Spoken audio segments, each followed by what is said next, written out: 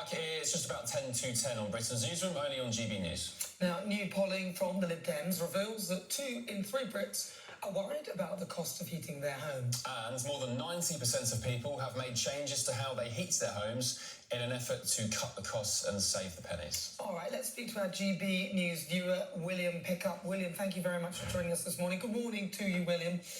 All right, William. How are you feeling? Are you worried about heating your home? Or do you identify with this research from the Lib Dems? Yes, to some extent. I'm certainly one of the 68% who believe I've got energy fuels. There's no doubt about that. I mean, when we go back a couple of years to the Ukraine war and the fact we didn't have enough energy in the UK to supply and prices went through the roof, the cost was astronomical. I mean, I was paying up to, I've got, a reasonably nice house, and it was about 18 radiators, which I know is a lot, but it was costing me about £30 a day. That was unsustainable. It's come down to a more sensible figure now. But the thing that really annoys me above everything else, I feel totally and utterly lied to by the Labour government, who promised a £300 cut in energy bills, only to find that £300 has been taken off 10 million pensioners, and we've now had, on the 1st of April, 3 more energy price rises. Yeah, indeed. And you've reminded me, William, of that time. I think Liz Truss had just won election, One Power, and business electricity was more than £1 a unit. Do you remember all the pubs absolutely furious, all the hospitality venues? So we have come some way. But as you said, where is that £300 that Ed Miliband has promised? He insists that it will come at the end of the term, the end of the 5-year Labour term. But did you feel like that he was suggesting during the campaign, the election campaign, that it would have come sooner than that? Oh, absolutely. And there was no suggestion we're going to have to face the potential of 3 more price rises every year for the next 4 years before we get 300 back from them. Yeah. And that's not an energy price cut. That's a massive increase for everybody. William, what would you do if you were them? What would be your first port of call to potentially save this country money or help this country produce its own energy? What would be your first mission if you were in charge? We have to protect supply. That was the one thing that absolutely ruined the energy price system that we've got.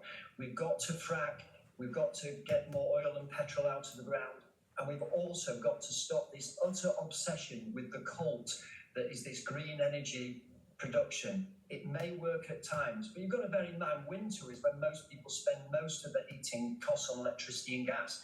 And in winter, the fuel, the green fuel, just doesn't work. We have very little wind.